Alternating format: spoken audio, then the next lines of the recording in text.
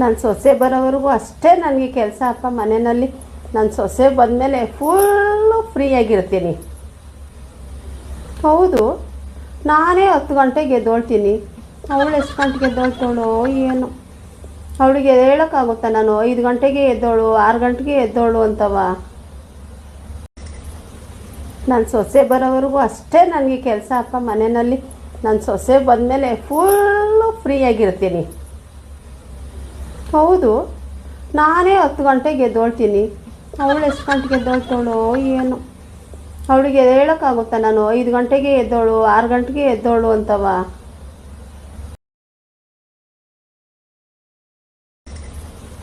ನನ್ನ ಸೊಸೆ ಬರೋವರೆಗೂ ಅಷ್ಟೇ ನನಗೆ ಕೆಲಸ ಅಪ್ಪ ಮನೆಯಲ್ಲಿ. ನನ್ನ ಸೊಸೆ ಬಂದಮೇಲೆ ಫುಲ್ಲು ಫ್ರೀಯಾಗಿರ್ತೀನಿ. ಹೌದು, ನಾನೇ 10 ಗಂಟೆಗೆ ಎದ್ದೊಳ್ತೀನಿ. ಅವಳು ಎಷ್ಟು ಗಂಟೆಗೆ ಎದ್ದೊಳ್ತಾಳೋ ಏನು, ಅವಳಿಗೆ ಹೇಳೋಕ್ಕಾಗುತ್ತಾ ನಾನು 5 ಗಂಟೆಗೆ ಎದ್ದೋಳು 6 ಗಂಟೆಗೆ ಎದ್ದೋಳು ಅಂತವ.